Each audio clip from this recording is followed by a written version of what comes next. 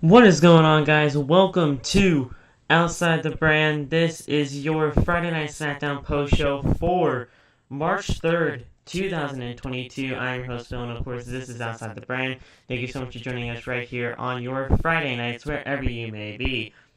Loth, tonight's Friday Night SmackDown, man. I thought this was actually a really, really good show. We had a great confrontation between Roman and Cody to kick things off. We had obviously the whole thing with Sami and Solo in the main event and how all that is going to go down. Will Jey Uso return to Friday Night SmackDown next week, or won't he? I thought this show was very well paced, but I do have to say that there have been some sort of this SmackDown to me was really needed tonight in order to kick things up a notch when it comes to WrestleMania, with it only being 4 weeks away. Yeah, I mean, SmackDown usually does a really good job at that. There are some stuff that I was like a bit confused on, just because of my personal feelings about certain superstars. But as far as like the show as a whole, SmackDown always it never really disappoints me, you know. So Yeah. Great show like usual. They always do. They always find a way to make next week like a must-watch show.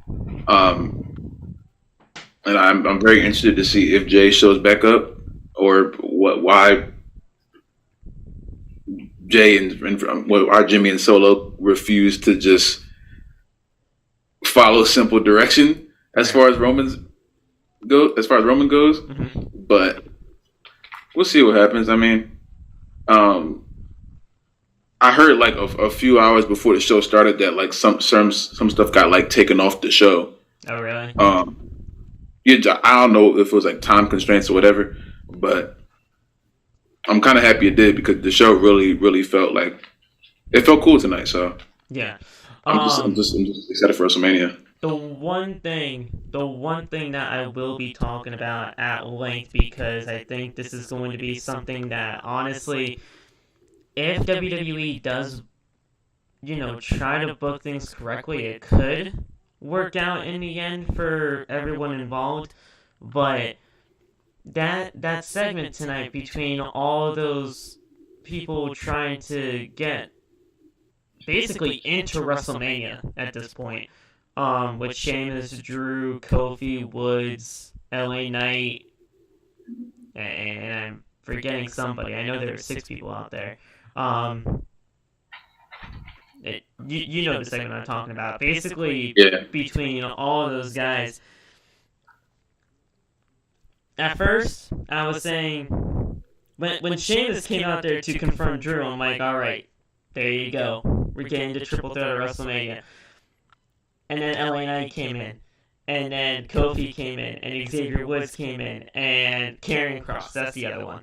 And Karrion Kross came in, and I'm like, what are we doing here? Why are we trying to make this so convoluted? Why are we trying to make this so crowded when the right plan here is to get that triple threat going? I don't know what WWE and Triple H has in mind. I tweeted out about it. Maybe we're possibly seeing a ladder match unfold, but at the end of the day, I don't know what's really going on. We got 4 weeks to build this thing, but how do you feel about that segment, just as a whole? Because, I mean, we'll get into it, but that to me was kind of odd to put in that space. I mean, I was okay. I didn't really see any direct issue with it at the moment. I wasn't heavily expecting the triple threat, or at least Drew and Gunther. Yeah. But if Drew ends up winning the Fatal 5-Way next week, then that's cool too. You know, so I don't. 5-way next week? Yeah. Everyone who's in the ring. They book that right before the final match, right before the main event. So it's going to be a singles match at WrestleMania. That's the direction we're going in. Yes. That's the way it seems. I mean, I would have done a triple threat. I'm sorry. I would have done a triple threat. I mean, they still could. They still could. It's just that's just the way it is right now. We still have a lot of time to change stuff. I didn't even see that. What? Okay. Yeah. That's the way it is right now. Did they really book that, huh? I guess I just did not see that when they were. They should. Oh, there it is. It's a graphic. Huh. Yeah. Okay, and no Xavier in there. It's just Kofi. Kofi, Sheamus, Drew, Knight, and Cross. And the winner gets Intercontinental Championship qualifying match. I mean, I guess it doesn't say for WrestleMania, which is interesting.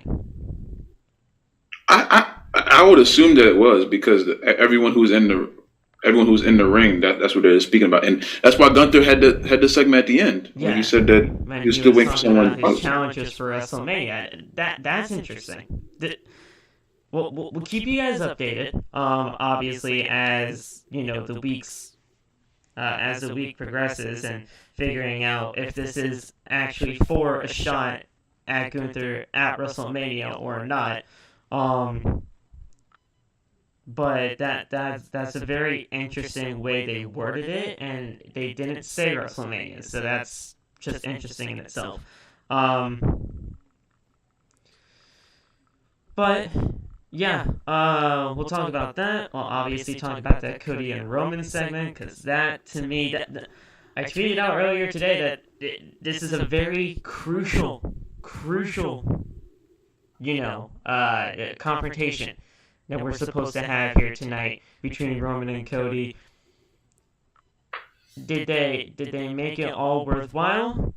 It definitely felt big fight feel. It definitely felt like we were building towards the main event of WrestleMania. But Lop, I know some people, man, outside of, the space of Wrestle Talk.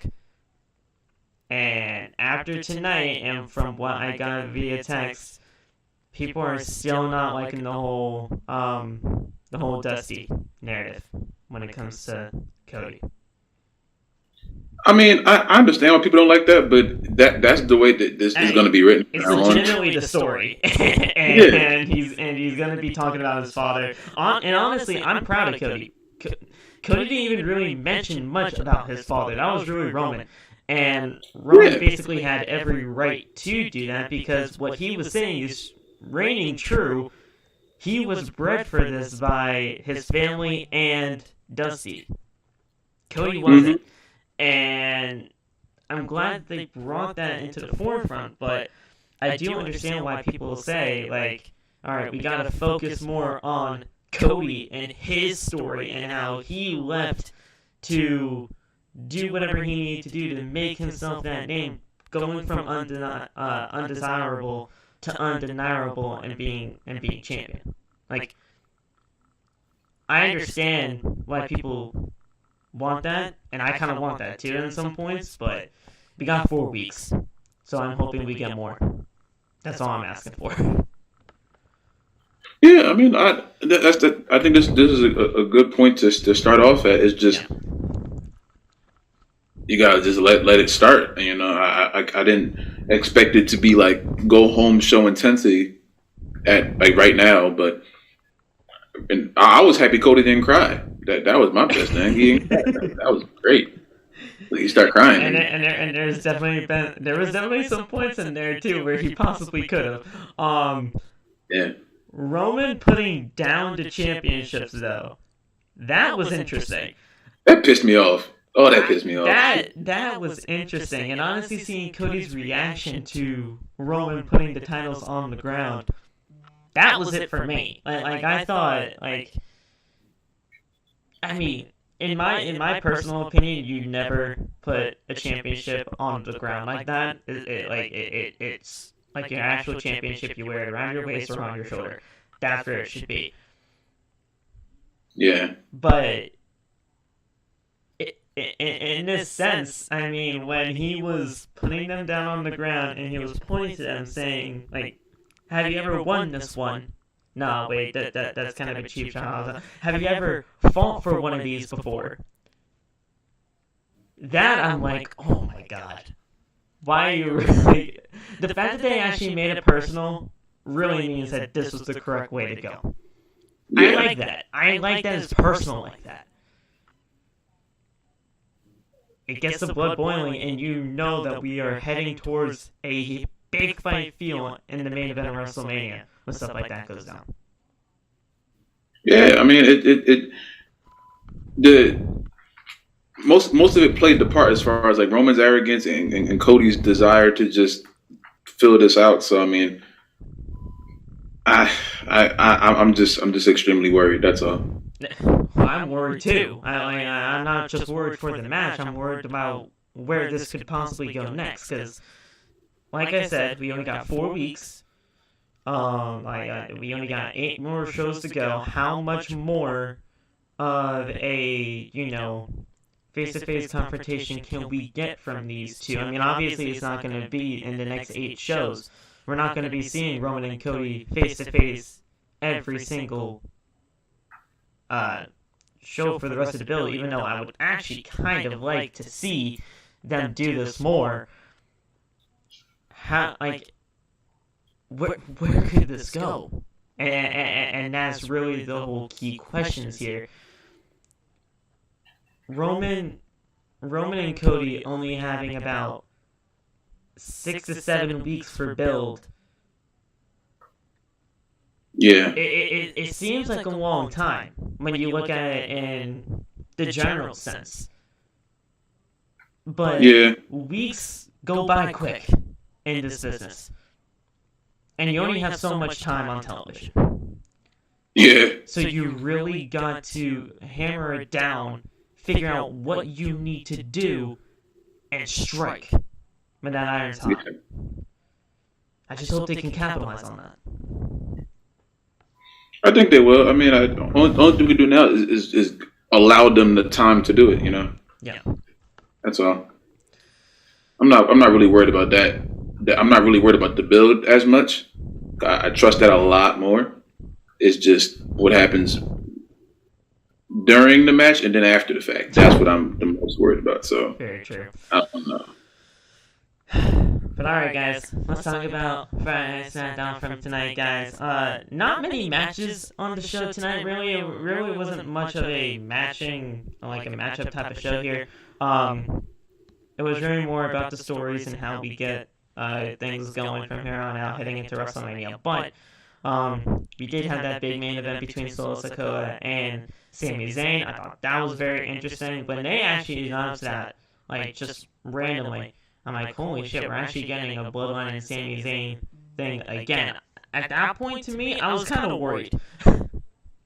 Yeah. I was worried that Sami Zayn was still going into the whole Bloodline situation. I mean, I understand he's going with the Usos for WrestleMania, but anytime Sami gets into the mix with the Bloodline, you know people's heads. It's like, oh my gosh, the triple threat can still happen. Stop it.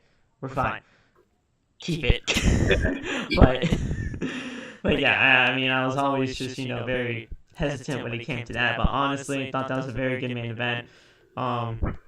Which obviously leads towards Jimmy. Jimmy trying to get Jay to come back to Friday Night SmackDown next week. So that's interesting in itself. But yeah, Washington D.C. I honestly thought they brought it tonight when it came to the crowd. Crowd wasn't all too bad tonight. LA Knight got a pop when he came out. I love that. Yes. I'm still pushing for it. I think the best thing going as far as like the Triple H returns, it was Bray before, but I think it still might be Bray just as far as execution goes. But as far as like, I'm gonna throw this out there and hope it gets over. LA Knight did that in a very, very short time while losing the feud. You know what I'm saying? Looking back at the first year of Triple H being head of creative, LA Knight is going to be one of the key points to look at and say, hey, you know what?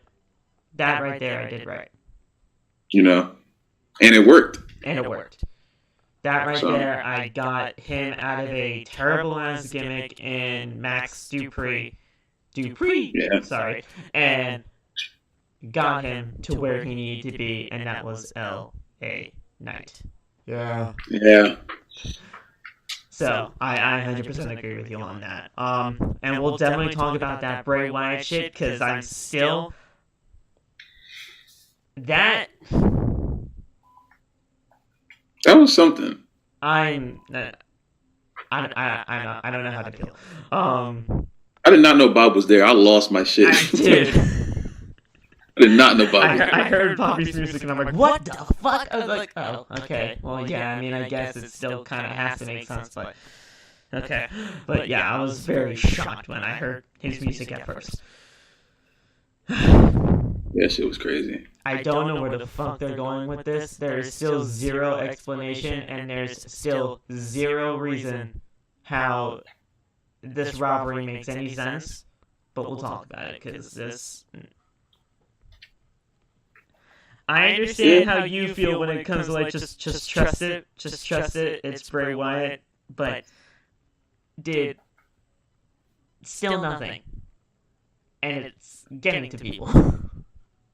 Yeah, that's the thing. I don't want to panic right now. You know, I see why people are panicking. I don't know how you can't right now, because you only got 4 more weeks, and it's not working anywhere.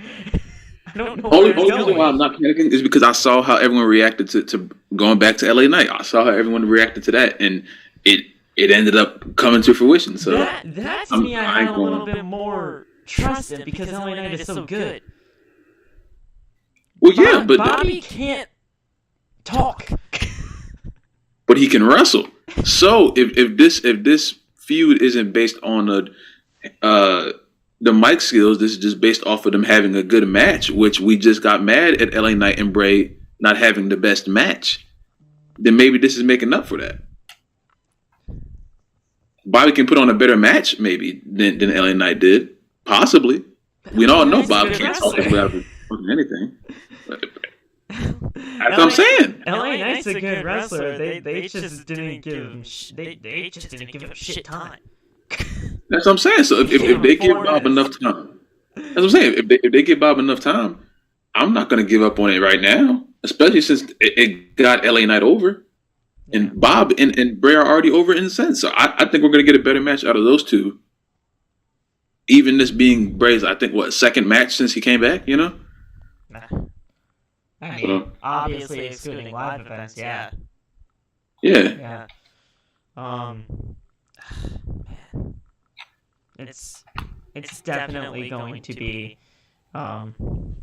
something to monitor heading into the next 4 weeks, because back in December, dude, and we'll talk about how all this really kind of started at first, but I kind of want to. I want to say that, because I think people are kind of forgetting where it actually was starting off at first to where it is now. It's a complete 180 from what happened. But we'll talk about that when we get there. But guys, let's get right into the actual show tonight. But before we do, I do want to thank you guys so much for joining us right here on OTB. If you guys like what you hear so far, hit the like button. Subscribe to the channel by turning on the bell to hit that bell. That way you guys can get notified when we post. We go live every Monday, Tuesday, Wednesday, and Friday for you guys. We actually will have episodes coming out this weekend, because we got Revolution coming up on Sunday. And tomorrow we will have our preview and predictions. It was just announced on AEW Rampage Loft, and I don't know if you watched Rampage, but while I was setting up the stream, I saw a very good Fatal 4-Way tag team match between the competitors that were announced there. But after that, Jungle Boy appeared on the big screen, and he said that we're going to have a final grave match between Jungle Boy and Christian Cage at Revolution. which is the 8th match on the card. And, and their final grave is a buried alive match. Oh boy, she's gonna kill him. Great. Oh, that's why they had the tombstone on Dynamite. Okay. Yes. So we're gonna have a final grave match between Jungle Boy and Christian Cage, and that is their version of a buried alive, which is gonna be very interesting to see how that even kind of works, because obviously this is the first ever buried alive match in AEW history, but let's see how they portray the buried alive match in AEW. The one buried alive match I go back to in my recent memory of being a pro wrestling fan, Undertaker Kane at Bragging Rights 2010. I gotta watch that shit over again. That was a very good match. I remember. That I mean, I don't know. I don't know how AEW's gonna do it, bro. I don't know how, but it's very interesting to see them actually set it up like that. Yeah. I already know you're not feeling it. I already know you're not feeling it. I'm not gonna get mad at it immediately. My brain is racing, but I'm not gonna give anything definitive on it right now. I enjoy Christian Cage, so I'll support him in anything he does. I don't know. Well, I said, fuck Jungle Boy. We're fine here. It's Christian Cage. Yeah, I'm not too big on that guy, but you know, No he's Jungle cool. Boy love. Okay, damn. I like his theme song. That's about it. I mean, interesting. Okay.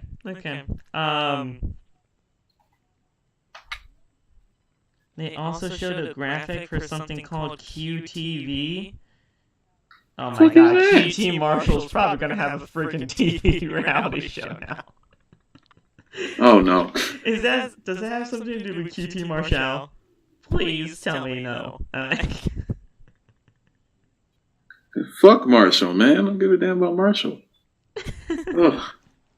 And yes, we will definitely figure out the date for the draft there, Josh, for you and 1C.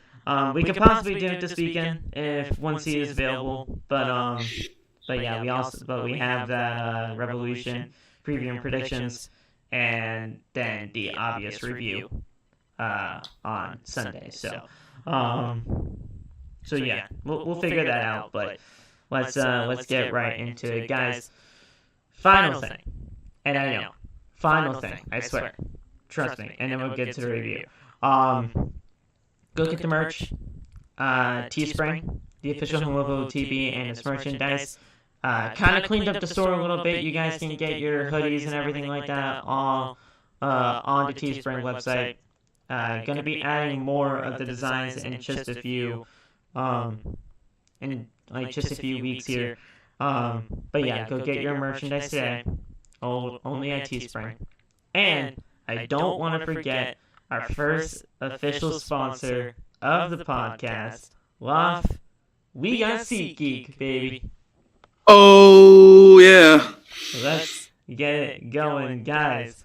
SeatGeek is our first official sponsor here on the podcast. Loft, what's it like being a partner of SeatGeek? Because I feel like you have been a partner with them for a little while now as well. Hey, you know what I'm saying? They send me $6 million every weekend just because I'm great, and that is awesome. I just nah. I mean, it's cool. It's cool to have it.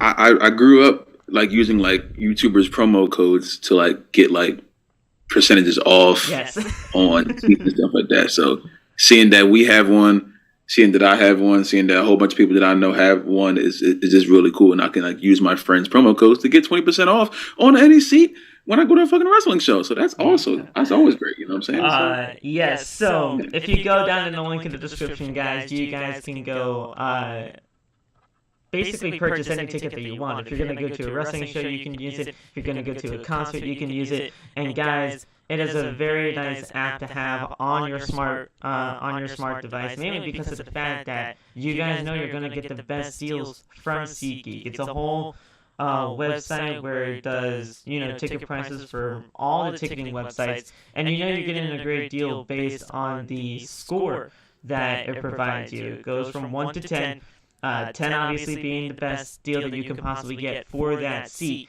And yeah, man, you guys can use the code OTB at checkout for $20 off your first purchase when using the app. So let's say I was going to go to Friday Night SmackDown next week.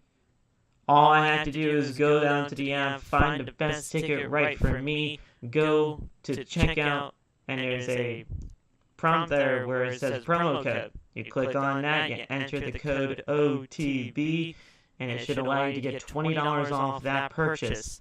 And that only purchase. It's only a one-time offer type of thing, but, OTB gets you $20 off your purchase. 20%. It's only 20%, not $20. I said it was $20. I thought it was $20. I'm pretty sure it's not. I thought it was too. I'm pretty sure it's only 20% though. Okay. I definitely think it too. I know 20% or $20. It's one of those two for sure. But yeah, just anyway, go down to the link in the description, use the code OTB, and save yourself some money when you go to a wrestling show or any other show that you want to go to, and get the best deal using SeatGeek. Alright guys, now officially let's get into the show. Sorry. But yeah, obviously we have to support our guys over there on SeatGeek. We just got them underneath our helmet here, but yeah, it's always a great time having SeatGeek as our official sponsor here on OTV. Alright. Roman comes out first. I honestly thought we were going to get Cody. Yeah. I thought we were going to get Cody, and then Roman interrupts Cody. But no, it was Roman first. And Roman tells Washington D.C. to acknowledge him. And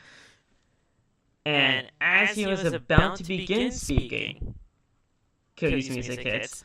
And I have to say, bro, the crowd gets louder and louder for him week in and week out. The time is almost coming, Phil. I am so like. This makes me so happy knowing that Cody Rhodes. I'm so happy that he actually did not get turned on, bro. I'm sorry. Bro, it's only Twitter. Twitter's not a real place. No. Do not think it. I had to think about that because I only hear that opinion on Twitter. That's the only time I hear it, and I was like, "This is not real. None of this is real because all of you are wrong and fucking stupid." So, I just stay off of Twitter and just watch the wrestling shows, and you'll realize that Cody Rhodes is indeed a favorite to not only win a match with this match at WrestleMania, but people like him. Yes. People like him. Not like Cody. I mean, come on now. He's wearing the suit. That's soft. Yeah. He wears the suit. He wears the neck tattoo. He doesn't wear it. It's legitimately permanently on his body. But, it's a thing. He gets the power from it. And he's Cody, bro. It's so good. Honestly, the whoa, bro, is my favorite fucking part of the song. You hear that crowd screaming it every time. I definitely did. Cody gets into the ring, and the fans chant for Cody. He says, contrary to what Mr. Heyman might have told him, he is not here to invade. He is not here to, just step on anybody's toes. He is here for a conversation with his WrestleMania opponent. One-on-one, man-to-man.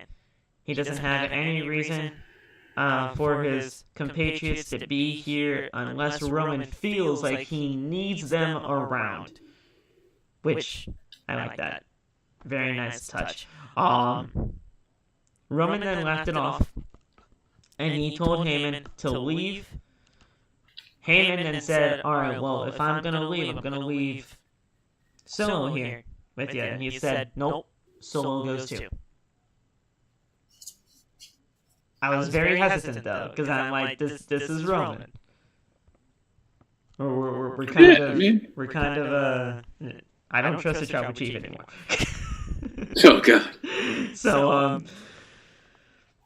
he says Solo and Jimmy go too. Roman asks Cody if that makes him feel more comfortable. Roman has said, scratch that. Let's get comfortable. And he puts the titles on the ground. Roman not what? not my favorite move right there by that bitch ass. By him. I agree. You can explain if you want to.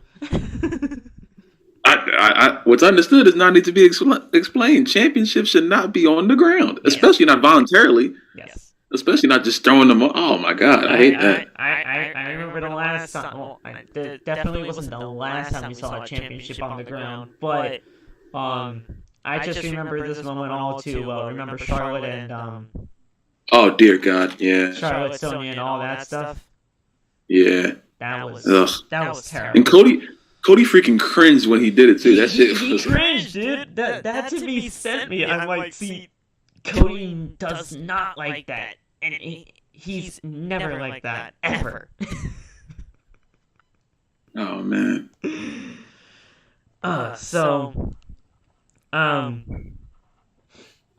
he puts the titles on the ground, and then Roman asks Cody what he wants to talk about, which is basically Cody's line. He's like, so what do you want to talk about now? And Cody's like, okay. Taking my lines, and I'm sure. But that was funny. That was pretty funny. that was a good thing for Roman. That was good. I will give him that, because obviously getting to the head of Cody. Cody tells him, fair enough. Let's talk about you, Roman. 915 days you have been the undisputed WWE Universal Champion. No need to print the legend. The reality has become legendary enough. He congratulates Reigns on that accomplishment. Cody then tells Roman that for some, Reigns has been looked at as an impossible mountain to climb. But that's kind of Cody's thing.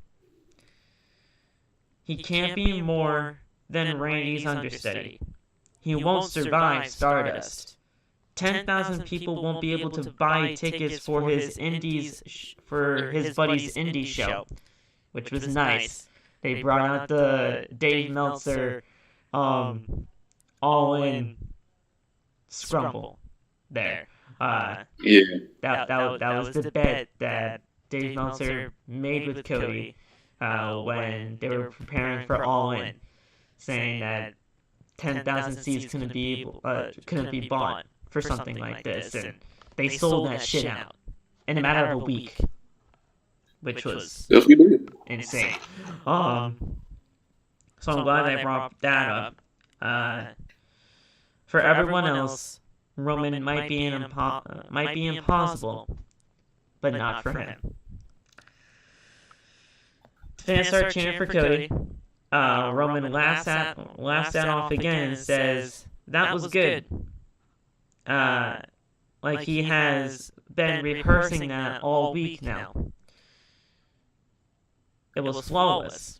But Roman points out that one of the belts he asked for, if he ever won that before, has Cody ever competed for one of these championships before? Roman asks Cody if he's ever been in the main event of WrestleMania before. And obviously Cody can't answer these questions, because this is his first main event of WrestleMania, so obviously not yet. And no, he hasn't wrestled for a world championship, which is freaking crazy, I have to say, but, it's just me. But, yeah, obviously, Cody just stayed silent through all of this because he honestly couldn't answer it any of these. Roman said that he's been there, he's done that, he's done all of that. That means that he is the most experienced main event of all time. That I didn't know what the hell that meant, but I mean, I guess. Yeah, there's more stats. How to get to him. But the kicker is that he has been groomed since he was a little boy. Not only by Roman's dad, but by Cody's father, too. And I'm like, oh, great, here we go. Let's talk, Dusty. Every show. So Roman says that he wants to talk about Cody's father real quick. He has too much love and respect to downgrade him, which I appreciate. But I would be lying if I didn't actually want to see Roman do it. Yeah, that would have been something. He probably still might. I hope so. I hope we get somewhere to a point where it's like Roman just goes off and Cody just, goes livid. So he says that he has too much love and respect for the man to downgrade him. They spent a lot of time together. He said many times before, the Dream is the one that got his confidence so high. Roman tries to impersonate the Dream and talk in the Dream voice, and the fans actually clap for it. Because I have to say, Roman's Dusty was actually really good. Wasn't bad at all. Not bad at all. It caught me off guard, but it was funny. Not bad at all. It was actually really good. So Roman says that they would talk for hours about everything. It was a lot. It was about right now, his life right now. He would talk about being the guy, the face of the company. He says Dream called it all before. He says that Dream was the best. Roman said that Dream never spoke about Cody. Not in front of him. Maybe in front of Seth, Kevin, Becky, but never in front of him. Roman says that this is a lot, but he wishes the Dream was here right now. Roman said that he knows Cody misses him. He misses him too. And Roman picks up both titles. Roman picked up both of his championships back on and put them on his shoulder. He says that he knows that this isn't, that he isn't here anymore, but he knows this. If there is anything that he didn't teach Cody, Roman will be able to do that for him right now. Roman extended a hand for a handshake. Cody looks at him and tells Roman that he is not playing on the same battlefield. Cody says that this is not a game of chess. Roman didn't send Heyman to Raw to get into his head. He sent him to convey the truth. He sent Cody said that if this is the truth, then Roman is and he winced, saying the son that he's always wanted. Which that hurt Cody. That hurt Cody to say that. That's fucked. Imagine your dad just saying, "Nah, I like this other dude more." That's crazy. That hurt Cody to say that, dude. So all that changes everything. It's not just a dream or a desire or a story that needs to be finished. It has become a necessity. And the only way that he can be able to exist is by beating him at WrestleMania. And the fans are really pumping it up here at this time. Cody tells Roman, "May the better man win." And they both shake hands as Roman walked away. Very intense feeling in the ring between the two. It really did feel like a main event type feel really felt like we were building towards that main event of WrestleMania. This was the right plan. This was the plan all along. I'm very happy they continue to go with that plan. Let's see what they can go from here.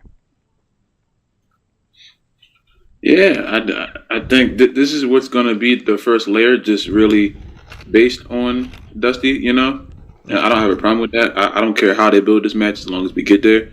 I would like to see more talking between the two of them, just because I feel like you can get a lot done just off of that. Yeah.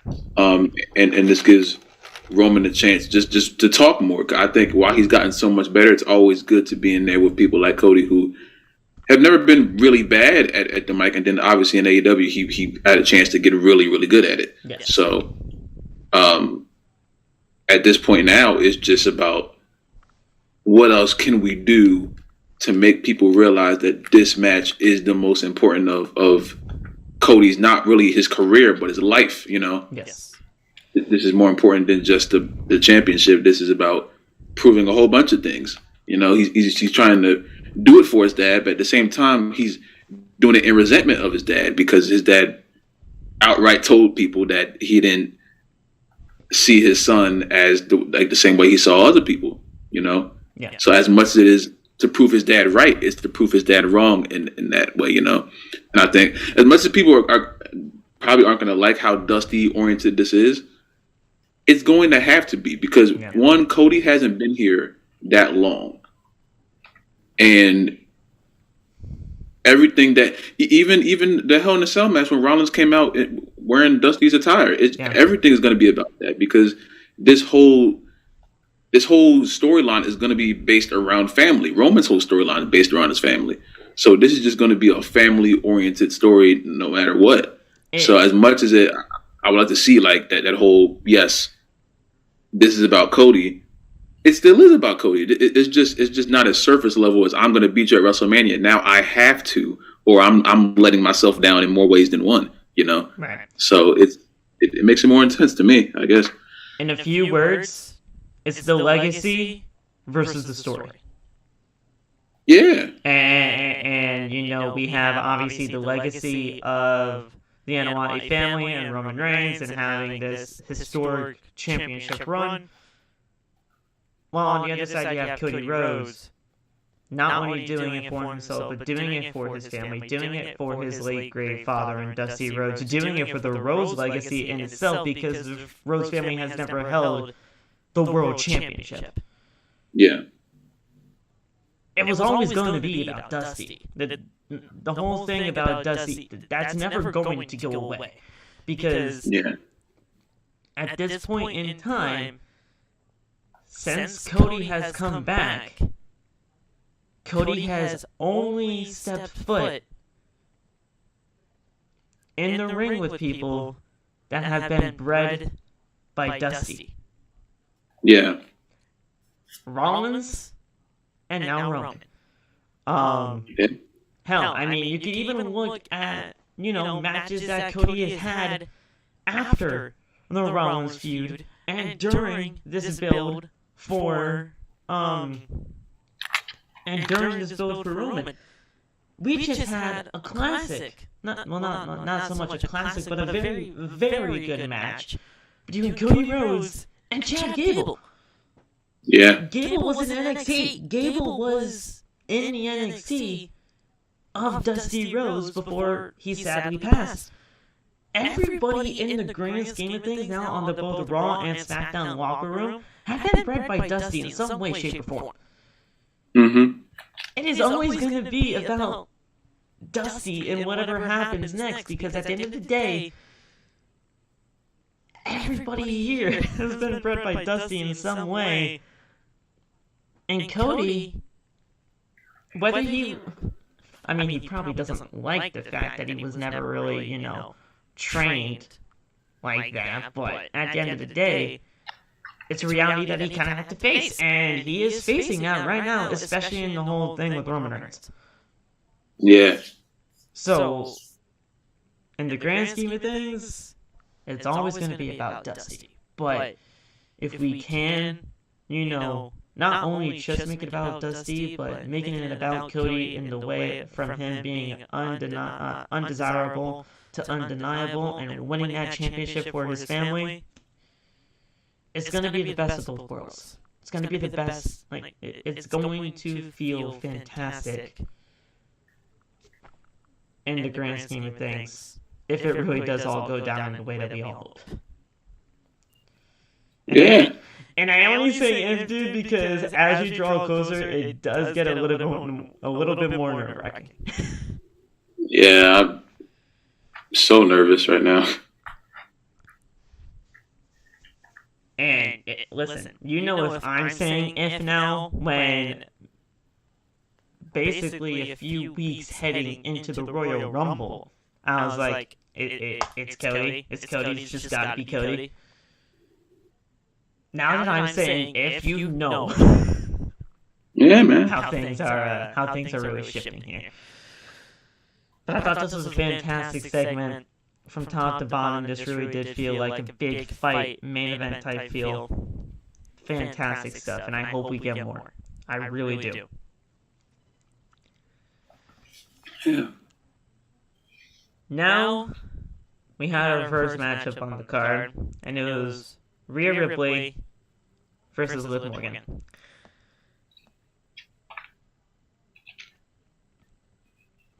I, for one, was like, alright, this is just an easy win for Ripley. And nothing against Liv, but, you know, getting closer to WrestleMania, I'm like, alright, we're having Ripley go over to SmackDown to take care of somebody and to send a message to Charlotte. These two actually had a pretty damn good match. Yeah, man. Liv is getting so much better, and that's literally what I've been asking for. Yeah. That's all I ask. Just she don't gotta win every match, but just the improvement in how she wrestles. That's all I've been asking for. So we're getting that in more way than once. I can't even be mad that she lost. Rhea needs as much momentum going into WrestleMania as she can get. Right. You know what I'm saying? So as much as Liv gave her a good fight, that's all I really needed, you know? Very good match to me. So, after commercial break, Liv with a meteor from the second rope. She goes for a cover, but Rhea kicked out. She goes for the Oblivion, but Rhea catches her. And she goes for a riptide, but Liv landed on her feet. And a kick to the side of the head connected as Liv then climbed to the top rope and jumped, but Ripley slammed her onto the mat. Ripley then hits her with the riptide as she gets Liv into the inverted cloverleaf submission. Now, we haven't seen from Ripley in quite some time, and that made Liv Morgan tap out, and Ripley got the job done there. Very interesting that they brought back the inverted cloverleaf for this. I like that. Obviously, the first time first time Charlotte and Ripley came into the fold together when they faced off at Mania, Ripley didn't have that cloverleaf. She didn't really utilize that during her NXT days. And now, obviously, it's a definite new Rhea Ripley. Charlotte's much more of the same, really. But what I think they're really trying to do now is really get those two submissions over, the figure eight, and now Ripley has the cloverleaf. What's really going to be happening there as we get closer to WrestleMania for these two, second time around. If Rhea wins that match by submission, I'm going to scream. That's going to be freaking awesome. I know pinning her would probably be the more chronological thing to do, but if she makes Charlotte tap, that would just add a lot more to it. No ifs, ands, or buts about it, though. She has to win at WrestleMania. Every championship loser. I was telling somebody yesterday. I don't know who I was talking to. I think WrestleMania should be treated as like a screenshot of the last year, and then going into the new year, there should be new champions. I think every champion should lose at WrestleMania, and I don't think I'm wrong in that sense of just you have your biggest event of the year. I don't see any reason for most of the champions that came into WrestleMania to come out the same way. I think I'm thinking about like every championship match in my head now, except maybe if they have a women's tag match. I don't know what the hell they're doing with that, but all the U.S. championship, I think every champion should lose. And going into the new wrestling year, there should be a new set of champions. I think that's how you start off a new wrestling year. That's always how I looked at it, and we haven't really had that the past few years. But hopefully, we get something close to that. You know, WrestleMania has always been to me New Year's Eve, and then the Raw after WrestleMania is New Year's Day. We're starting the whole wrestling New Year off right. With our Raw after WrestleMania, having that new year for professional wrestling in that sense. Mm-hmm. And could we possibly see a lot of new champions after WrestleMania 39 this year? I do believe we could. If the whole ladder match happens at WrestleMania for the Intercontinental Championship, I think that's honestly a great way to get the title off of Gunther. Mainly because of the fact you don't actually have to fucking pin him. Yeah. I mean, Austin Theory and John Cena, if that actually does happen for the United States Championship, Cena winning the United States Championship might be a little bit unorthodox, but if Cena obviously isn't going to stick around and he wants to put somebody over on, like, a U.S. Open challenge, I don't think that's too bad of an idea. Obviously, the tag team titles, if obviously we stay the course and it's Sami and KO versus the Usos, Sami and KO take down the Usos, that's another new champion right there. If Cody does win for Roman, against Roman at Mania, another new champion there, and that's how we kind of finally split the belts. You may be onto something with the whole new champions thing. Yeah, that's what I'm saying. Like, Rhea, Asuka, everybody. And Asuka and Bianca didn't even think about that one, too. Like, and Asuka has to fucking win that. She has to. Nothing against Bianca, guys, but I'm sorry. It just has to happen now. I fully expect it to. I ain't gonna lie. Yeah, I don't know. That's where I look at it. You make a lot of sense. You make a lot of sense there. But we'll see. That's very interesting.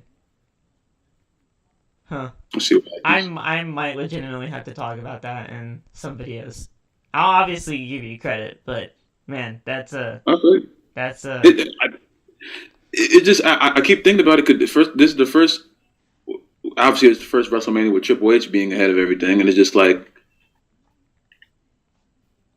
I think we've been robbed of that over the past few years. Like the last time like we had WrestleMania to me that felt like things were going to change was probably like WrestleMania 30, and people don't even like that WrestleMania that much. But that was like the last one I remember just coming out of it and thinking, okay, now we're entering a new era of the company, you know? Yeah.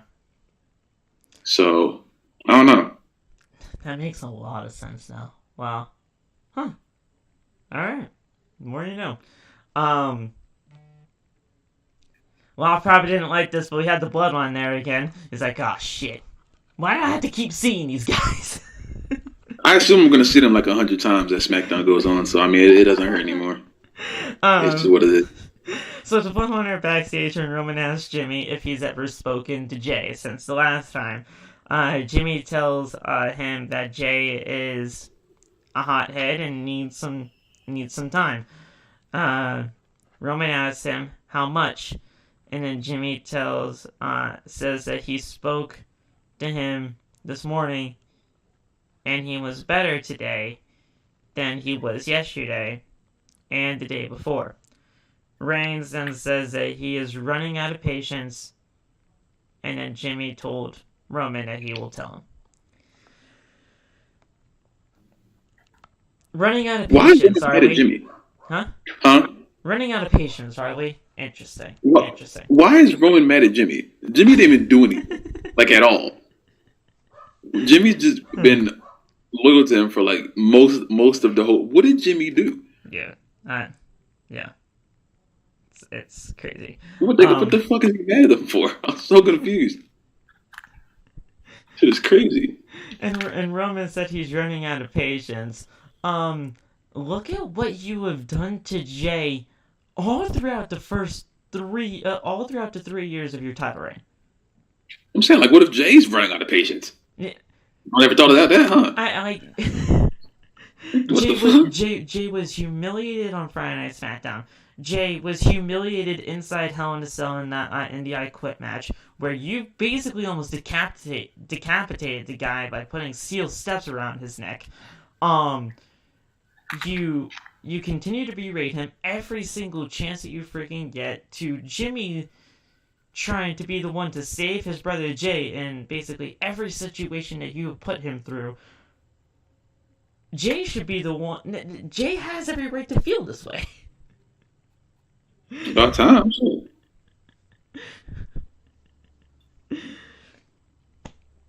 This is crazy.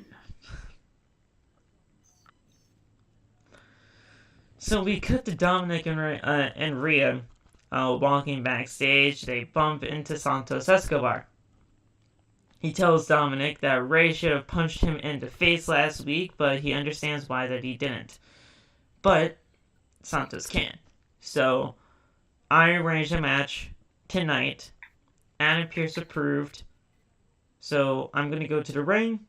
Dominik, you better meet me there. And Mommy. And that's it. And you walk to the ring. Very interesting. Santos is a freaking beast. I love him. It's very interesting, though, and I kind of want to get your take on this. There has been no sign of the rest of Legado del Fantasma for weeks now. I don't know if that's just because of this story or what. I thought about it. I still think that I don't know if it's a point of concern yet, because I saw Zelina. She said something referencing Rhea on, I think it was Instagram. I think it may have been Twitter. I'm not sure, but so I assumed that they're still there. You know, it's just for some reason they're not being featured in this specific storyline, which I'm not mad at. You know, I do think it's basically a babyface now. Yeah. You know, so if they're just trying to figure out if they're gonna make the whole stable a face stable now, or if you're just gonna have them separate but together still, I don't know. But it made me think for a little bit, not really too much, but maybe wonder for a little bit. It's really made me think if they're like okay. Like I don't think anybody's injured. No, I know Zelina's not. Well, I know Zelina's in Japan. So, yeah.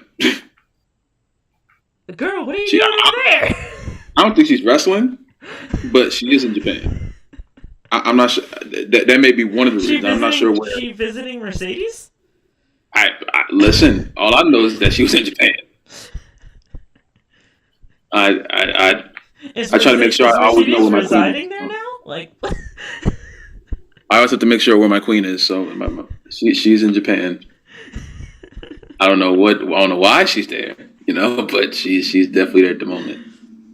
So I don't know where Cruz del Toro and everyone are, and Raul, where the fuck their names are. Raul Mendoza and that was his old name. It's Cruz del Toro. And Joaquin Wild. Joaquin Wild stayed the same. It's just Cruz del Toro, which I don't understand why, but okay. That's still Vince. But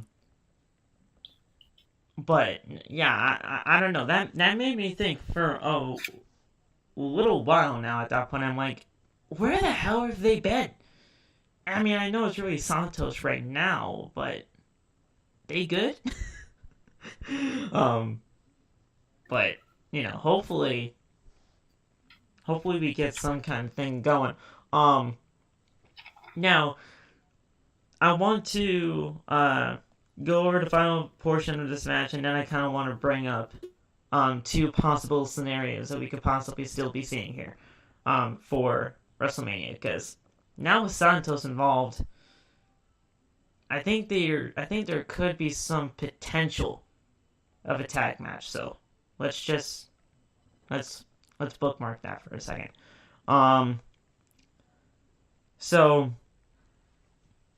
After a leg drop by Santos, he went for a cover and Dominik kicked out. Santos ran the ropes and as Dom does as well, and they do a double clothesline in the middle of the ring. Dominik then takes brass knuckles and distracts the referee as Rhea grabs Santos and hit him on the outside with a riptide. She throws Escobar back into the ring. Dominik then climbs to the top rope and he hits him with a frog splash and got the win via the frog splash. And Dominik picked up the win over Santos. I thought that was great, actually. Mainly because of the fact of Dominik and Rhea Ripley just being complete heat magnets. They get so much heat every single time they are in front of a crowd. Fantastic stuff by Rhea and Dominik. They're so good right now. I personally they've saved Dominik's whole entire career. Yes. I don't know what you would have been doing with him if he wasn't in that group. So I think it's going very, very well. I really hope he never leaves that stable. I don't want him to now. Yeah. Now, I see two possible scenarios here. One, the match that we all kind of thought was going to happen between Ray and Dominik, one-on-one. Mm-hmm. But now Santos is involved. And Santos has to be involved for some reason. Yeah. Do we see a possible tag match with Santos and Ray teaming up versus Dominik and somebody else from the Judgment Day? Yeah, if they think that Dom's not 100% ready to be at that stage against his dad, then probably. I'm cool with that. I'd personally have Priest. I freaking Rey Mysterio to win that group anyway. Would it be Priest or Finn you would like to see? Well, wait, no, it has to be Priest because Finn has Edge, presumably. Yeah. So it has to be Priest. Exactly. I'm not mad at that. I mean, I'm not mad at that. I'm just saying, there's a reason why Santos is here. Yeah. There's a reason. That's a great way to get them all at WrestleMania too, because I know you saw that the Triple H is doing the great thing of making sure that the card is not 18 people, 18 fucking matches. We don't have to have everybody on the WrestleMania card, but if you concise it right and you get the right people on the card, it shouldn't be that big of an issue. Yeah. You don't have to battle royale your way through it and just having everyone on the damn show. Exactly. Instead of Damian Priest being in a worthless battle royal, put him in some kind of tag team match like this that actually has some kind of stakes because Ray and Dominik have so much heat between each other. Yeah. I would be lying though, I kind of would have liked to see the singles match. Yeah, I think Dom has been ready. He seems pretty ready right now, especially with the way that he's been going. To go against his dad at WrestleMania? And that's saying a lot for me. The way that he has been going, with not only the way that he has been presented and perceived by the fans, he's not honestly all that bad. He's getting a lot better. Who says he wouldn't be able to be ready for that stuff? I don't know. It just, I'm not sure. And that's coming from me. I was very hesitant at first. with Dominik in the beginning. Yeah. Everybody knows that. I don't know. But you see the progression this kid's going through. He's getting genuine heat. People absolutely hate him. Michael Cole especially. Yeah. Michael Cole Who do you think Michael Cole would support if it was Dominik versus Top Dollar? Oh my god, that's funny as shit. He would legitimately have a conniption fit. I think he would legitimately probably leave the table. I think he would just leave. Because that guy. I thought about that during the show. I was like, that is hilarious. If there's every time where Dom and Top Dollar's got in the ring, Michael Cole would probably just shut up, or he would just be screaming the entire match, but in like complete disgust with both of them. If I ever meet Top Dollar again, I kind of want to ask him. So I want to ask him about Michael Cole, but I don't know if that would just like kind of go south real quick. And you got that one. You got that one. I don't know about that. That shit sounds a little serious. That's why I'm probably gonna keep it in the back of my head. But man, that would be very interesting just to hear him say like, "That fucking Michael Cole." That shit's crazy. He does not like him. I honestly really do hope, though, at the end of the day, it really is all just because the story is not, like, actually personal. I can hope, but I don't know at this point, because it's been going on for so long after that. Yeah. I don't know what they got going on. And I legitimately think that he and Dominik Mysterio actually have some issues with each other. I do. I don't know why you would have issues with like a 25, 26-year-old guy. But, I mean, that's kind of wild to me. But you see the way he acts on commentary whenever Dominik is out there. I don't know. and yes, obviously Michael Cole has a lot more leniency now that he is on commentary and it's a Triple H era. But the stuff that he actually says, I mean, you never hear Cole say that ever. He gets out of his freaking voice when he does not like him. I mean, hell, whatever pay-per-view that was, Cole says somebody gotta kick her ass. Oh yeah, see, he hates the entire Judgment Day. I think he just hates all of them and Top Dollar. So I think Top Dollar has to join Judgment Day, and then he would actually be warranted. Now you created the most angry version of Michael Cole of all time. Oh, you got this flop in the Judgment Day now. Just screaming at him. Both of them just beat up Rey Mysterio. We love you, Dollar. We love you. We know you're not that big of a flop here. I hate that fucking joke. It's not funny. No, it's really not that funny. Really just a botch, and the people just lost it like he just did something I've seen. Like, you do one botch and it's flop Dollar for the rest of your career. Like, stop it. You know it's not true.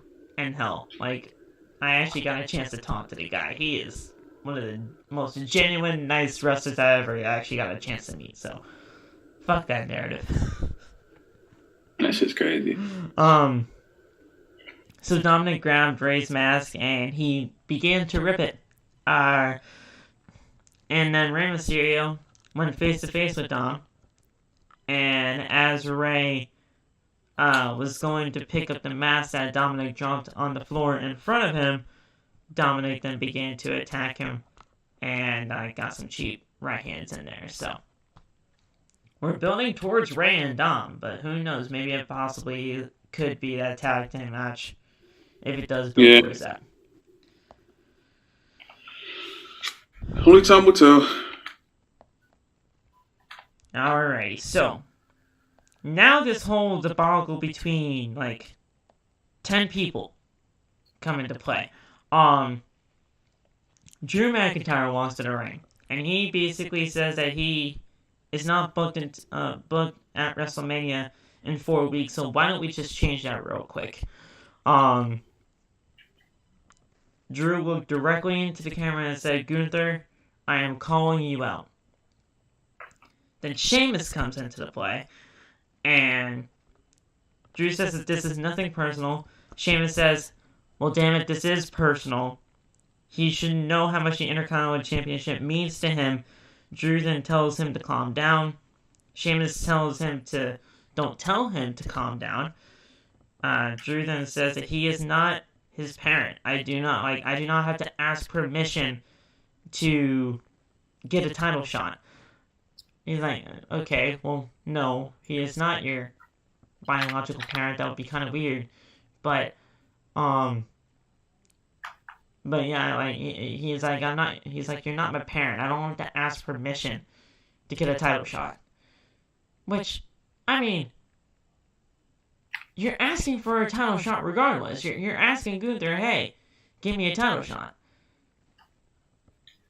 Yeah. I don't like this whole thing of asking for title shots here now. Obviously, you know that the Fatal 5-Way is booked. But don't ask for shit. This is not... We're not at a dinner table having like a nice cordial meal. Fight for the fucking shot. Definitely. Give me a fucking chance to fight for it. And now, obviously, we have that next week. So, I mean, I guess fine. But, so it's like, I'm not your parent. You don't have to ask for a title shot. He's just he's a backstabbing bastard, said Sheamus to Drew McIntyre. Drew says that friends tell the truth. McIntyre says that Sheamus had his chance twice, and out comes LA Knight. Yeah. Yeah.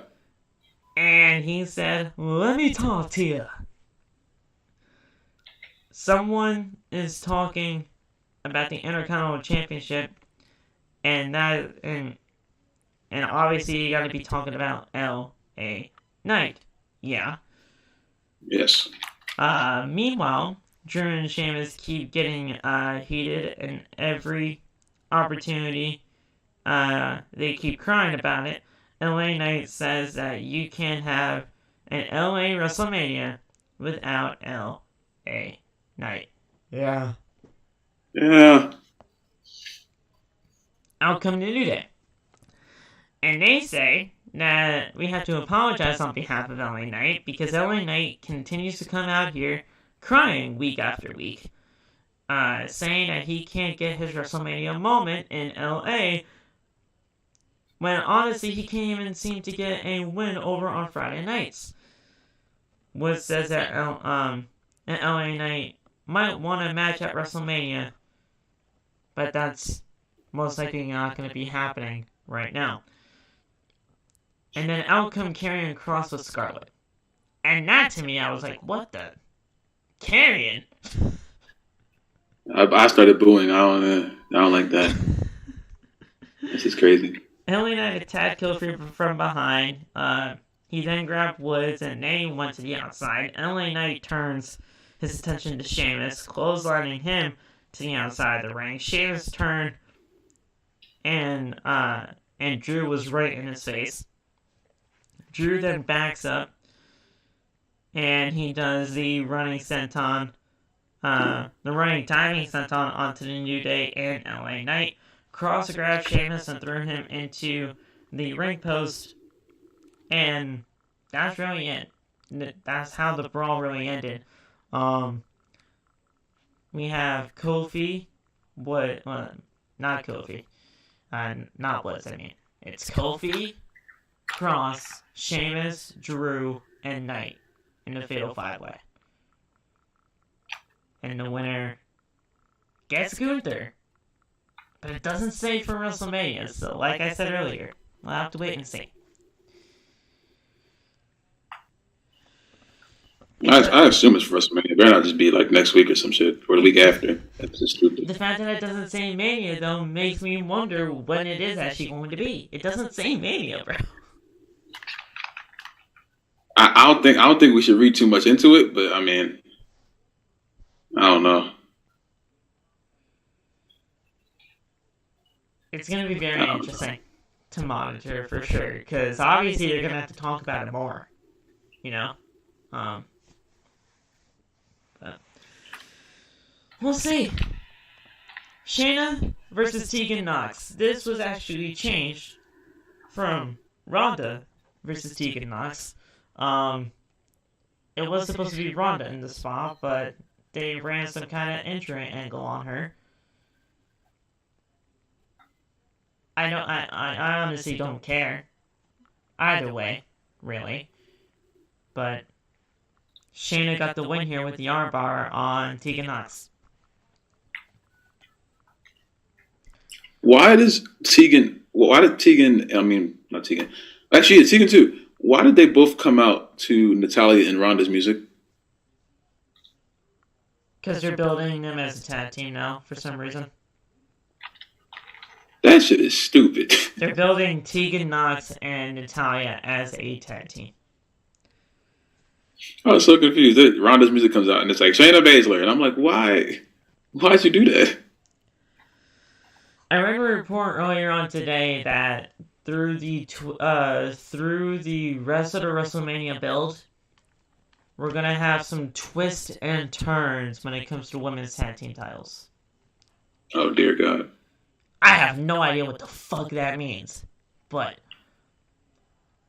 with Shayna and Ronda as a team, with the budding relationship of a team between Tegan Nox and Natalya, with the former champions in Damage Control's Io Sky and Dakota Kai, and now the new tag team champions in Becky and Lita, we might have a fatal 4-way tag team match on our hands. Only thing with those fatal 4-way matches, they never do them the right way. No.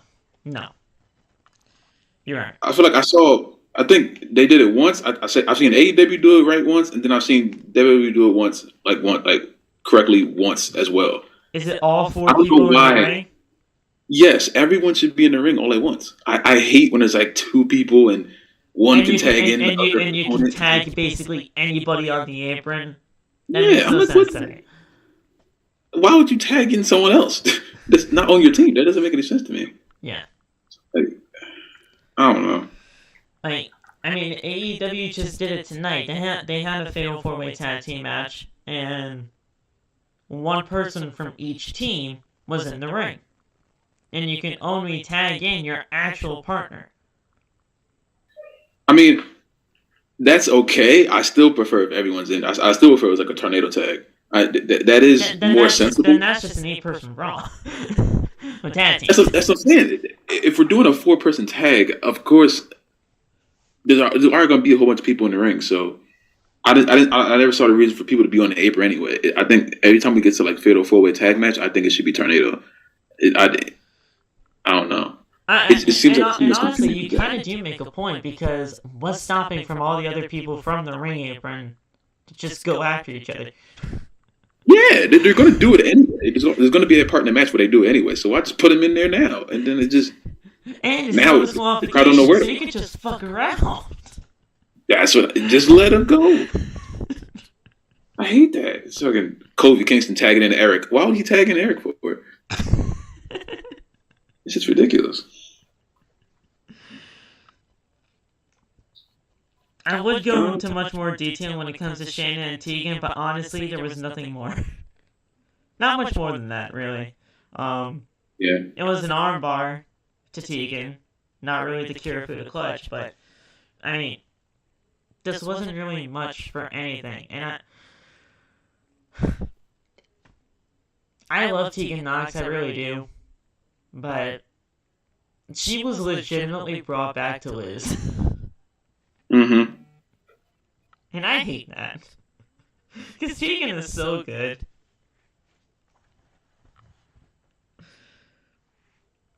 Yeah. They should have gave more time.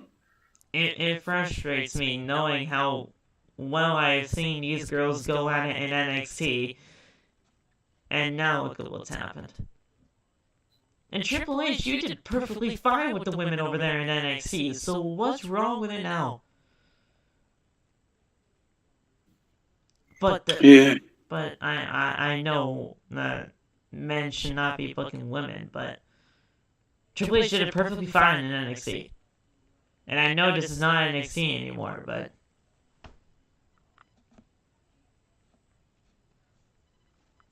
it hurts. It hurts seeing the women hurt, like, frustrated so much. Yeah. I don't know.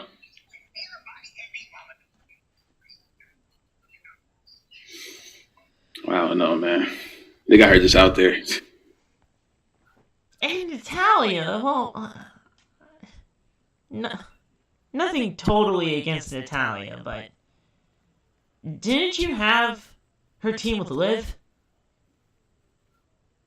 Yeah. Not Natalia, I meant Tegan. Tegan was with Liv, and then they had it for like 1 week, and then they scrapped it. And now Tegan's with freaking Natalia. And then Liv went about her business. I don't know.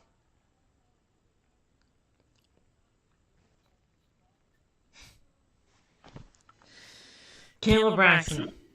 She's backstage with Gunther and the rest of Imperium.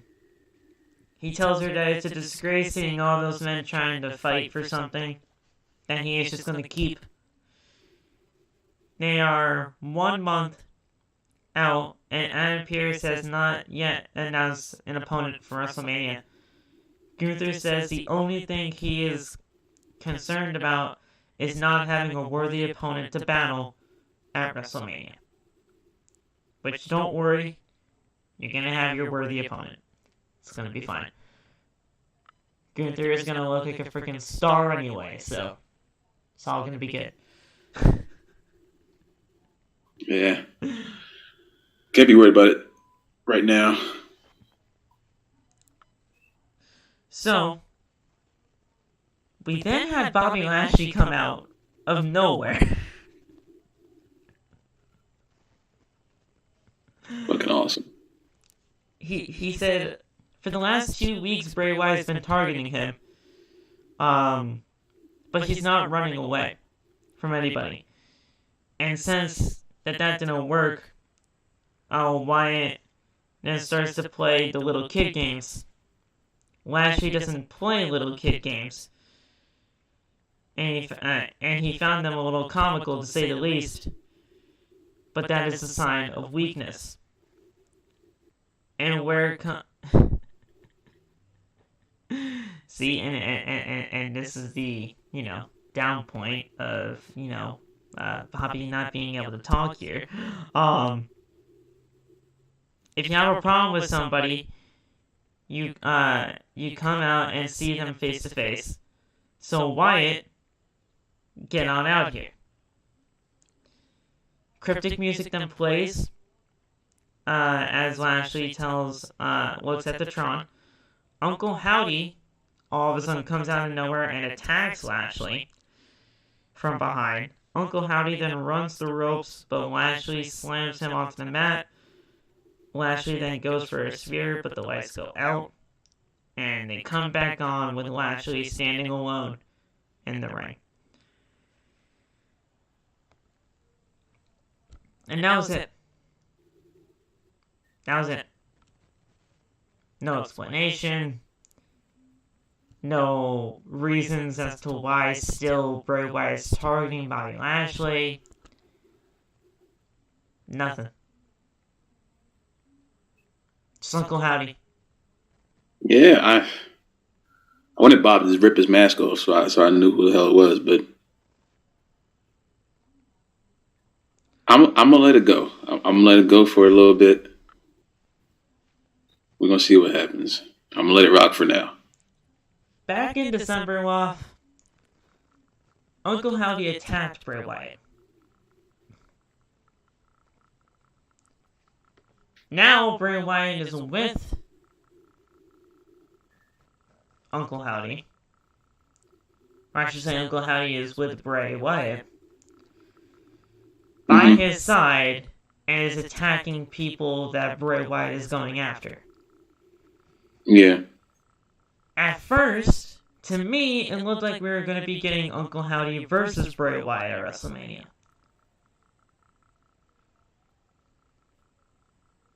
that completely shifted somewhere. Yeah. Turned a 180, and now we get this. And it looks like we're going to be getting, well, I mean, it's Bray Wyatt versus Bobby Lashley, but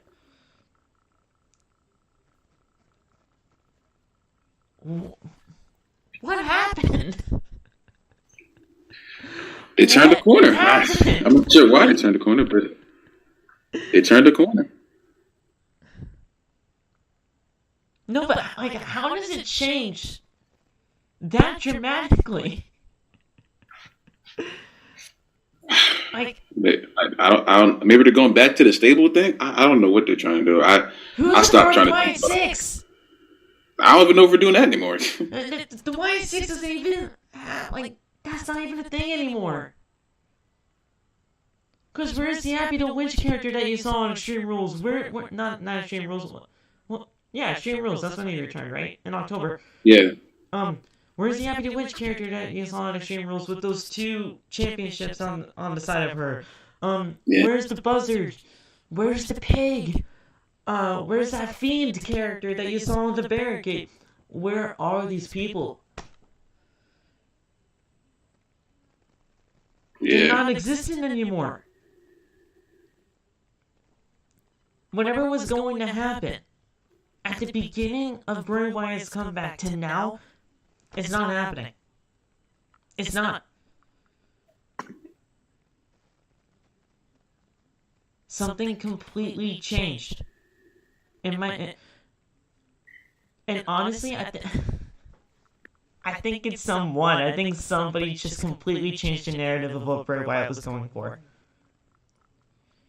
But I don't know why Triple H would do that. Yeah. I don't know if that's Triple H, though.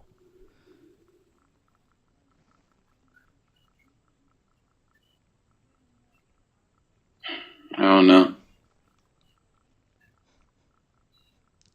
I haven't really sat down and thought about it. I'm done with the whole narrative, like, oh yeah, it's Vince. I mean, if Vince is back, we'll deal with that when that time comes. But, I mean, I was doing my research and I saw in December Howdy attacked Wyatt. And we were going to get Howdy and Wyatt and all that kind of stuff. And from that to now, it's a complete change. Yeah.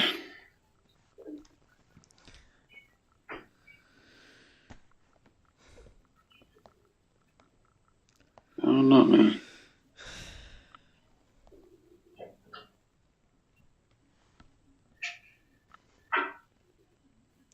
That's so wild. What happened? Don't stress yourself out about it.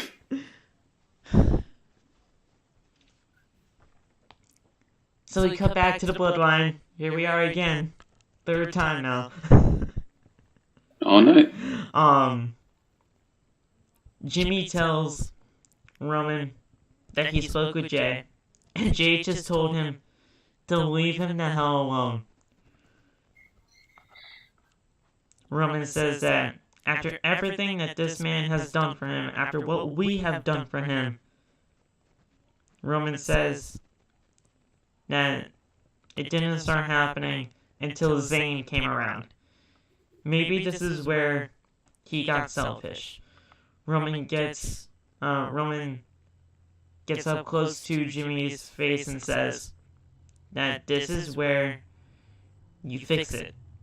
Fix the Zayn problem. He tells Jimmy that if he wants him out there, with Solo to get rid of him together. He tells Jimmy if he does not get rid of the Sami Zayn problem, if he actually gets rid of the Sami Zayn problem, Jay will come home. But if he doesn't want to find out what happens if he doesn't. Jimmy says that he's gone and that the Bloodline will take care of the Zayn problem. Heyman tells Roman that was a wonderful thing that he just did. but Roman was not happy. He says that Jay has 1 week. If Jay's not back into the bloodline in 1 week's time, he's not going to blame Zayn. He's going to blame Jimmy. Somehow that makes any sense. Don't get how we go from there, but, you know.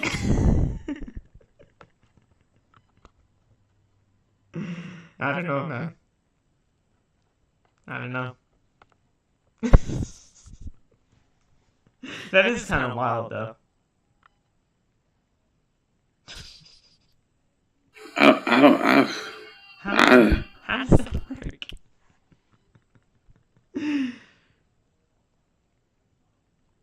does that work? How does that work? I don't know.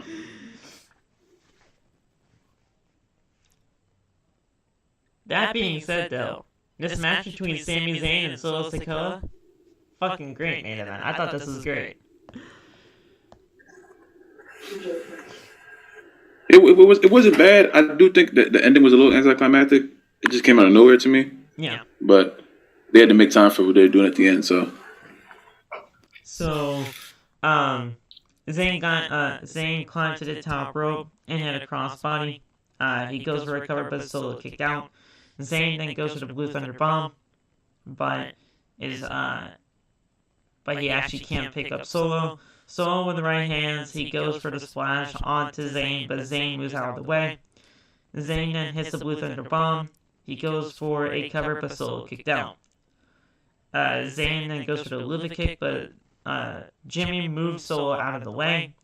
Solo then with the Samoan spike, and he got the cover for the win. Oh my god, I was gonna say Solo Sikoa. I was gonna say Samoa Sikoa. That's fucking weird. Sorry. It's a crazy name. Solo picked up the win. And after that, we saw Jimmy and Solo giving the right hands to Zayn. And Solo then grabbed a steel chair from the outside. Jimmy said, with right hands into the corner, Jimmy with a kick to the face, and he placed Zayn's head in between the chair. Solo's about to run, but Jimmy stops him. Jimmy says, "Let me do this." And with the little hesitation came with Sami Zayn throwing the chair into Solo. Zayn then hit Jimmy with a Luva kick. Zayn then grabbed the chair and was about to hit Zayn in the back, but Solo got back up. And Solo made Zayn leave the ring. Jimmy and Solo stand in the ring while Zayn is in the crowd. And he jumped the barricade, and that's how the show went off the air, with Zayn being in the crowd and then not being able to get rid of the Sami Zayn problem. Roman's gonna fucking lose it next week, so see how that goes. We cut backstage with Roman and Paul Heyman watching, and Roman is definitely not happy. So, if Jay does not show up next week, Jimmy might have a little bit of a beatdown to be taken care of. I don't know how that works, but yeah. I hope they all don't just sit there and take the yelling from him. I hope they just someone do something. Fight back, please. Fight back. Ridiculous. Not your dad. It's not your dad. But that's it, guys. That's your Friday Night SmackDown. Not a bad show by any means. Obviously more in the story between Roman, Sami, the Usos, and all that stuff with the Bloodline. Possible new challenger for the Intercontinental Championship awaits next week. More build for the Royal Rumble winners. Yeah, just overall a very solid SmackDown into 2 hours. 2 hours is just way more digestible than fucking three. Like that's just a given, but damn. You see the way Raw is, and then you see the way SmackDown is, and it's completely different. Yeah. But overall, very good. A very solid show. Very solid. Before we actually go here and do our little pleasure tease when we end the show, I do want to talk about just briefly what I saw last night. If you guys know, Ring of Honor was last night. And I don't know a lot of you caught any of it last night. No, but I didn't see it. I have to say, this was really good. Now, they obviously have to make some changes. If you guys saw my TikTok about me talking about Ring of Honor, 10 matches is way too fucking long. Or way too much for a card for Ring of Honor. And leading up to the show, I was only going in it for it being only 1 hour. Because that's all I heard. I heard that it was going to be a 1 hour show. It was 2 hours. And while it was 2 hours, the 10 matches, they flowed very well. It was a very well-paced show. I just hate that it was 10 matches. Because 10 matches is a fucking lot. Especially for something like Ring of Honor. But I thought it was a very well-paced out show, or a very well-thought-out show. 3 incredible matches happened on that show. And Takeshita and Josh Woods, that was fantastic. A New Japan TV title was on the line. Zack Sabre Jr. versus Blake Christian. And Claudio put his Ring of Honor World title on the line against AR Fox. If you can find those 3 matches off, I'd recommend you watch those. Because those were really the matches that stood out to me in that show. Universal Studios looked great for the setting here. And I have to say, it felt like NXT. Is that bad? This, to me, it felt like the good old days of NXT. Oh, that's good. Where it kind of felt like the black and gold type feel. Where it was a very small, intimate atmosphere with great action. And the crowd being as hot as it ever was.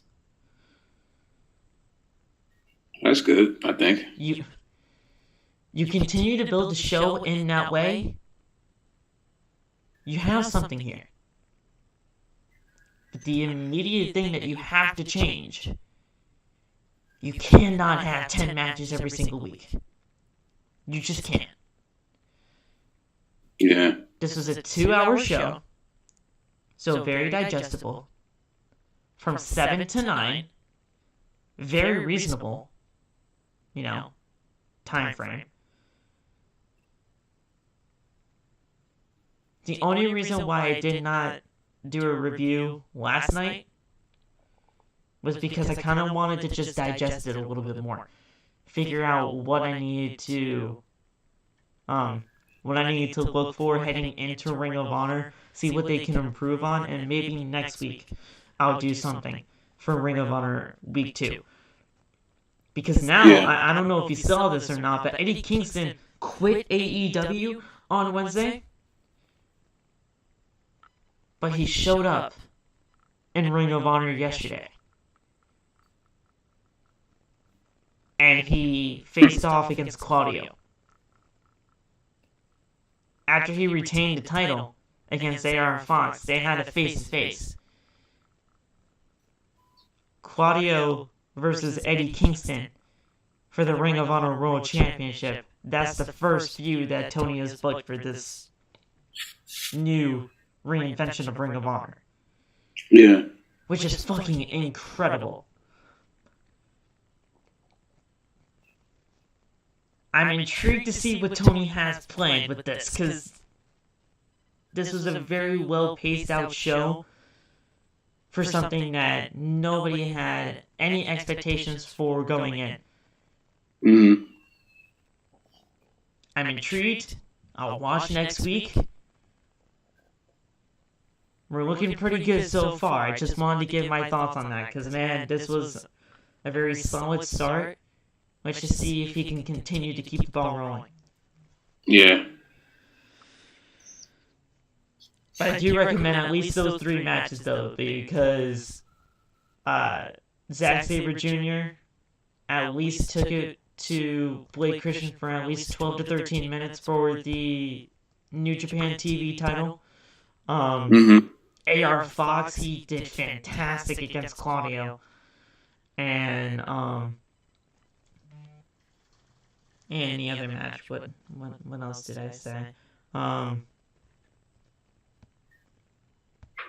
Shit. I just had it in my head, too. Damn.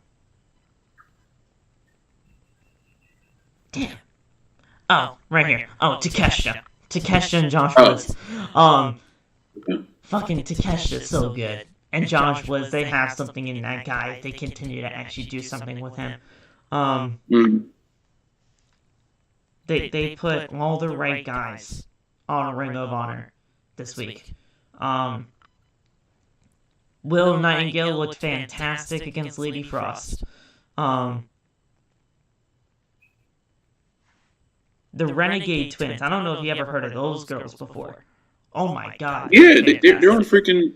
I saw them somewhere. I've seen them a few times, actually. The Renegade Twins looked great in their tag-team match against Sky Blue and Madison Rayne. I honestly actually didn't like the winners there. I did not think the Renegade Twins were actually going to lose that match, but they did. Yeah. But yeah, they look great. That was the first time I ever saw them, the Renegade Twins. But they look great. Brian Cage and the Embassy, bro. Ooh. They look so fucking dominant. Brian Cage being in Ring of Honor, this is the place where he could shine. Easily. Oh my god, this guy is so good. I've been very high on Brian Cage for quite some time. You know that. Yeah. This guy knows what he's doing. And I saw Grand Metalik. Really? Grand Metalik was here. Oh my god. Grand Metalik took on Ari Daivari yesterday. This was basically like a freaking 205 Live match. It was kind of crazy. Yeah.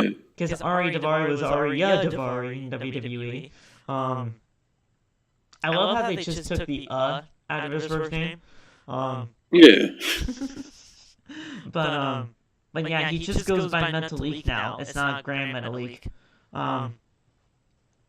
But yeah, seeing him was incredible. Like, I haven't seen him since the 205 Live days, which is crazy.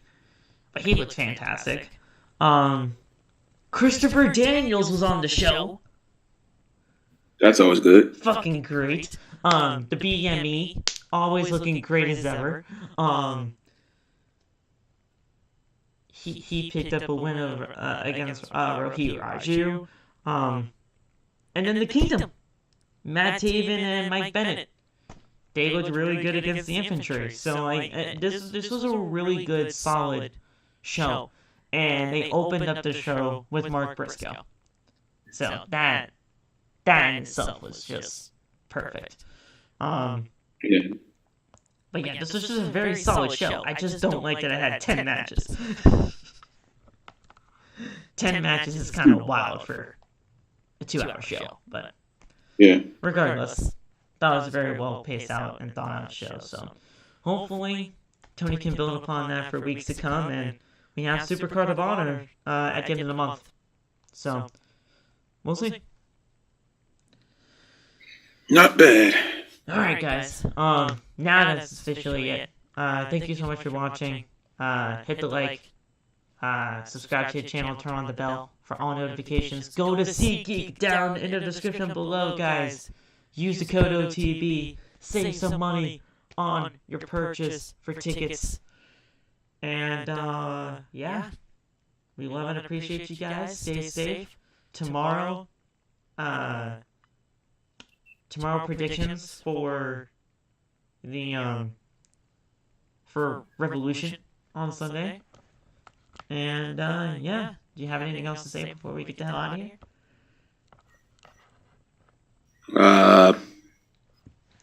Everyone besides freaking Paul do not show up to SmackDown next week. Just stay home. Oh, okay. Just stay home. Don't put yourself in this position because it's not going to be good for you. Nice. Yeah. Okay. Alright, guys. Thank you so much for joining us right here on OTB. Stay tuned for tomorrow, and we will talk to you later on OTB. Peace out, guys.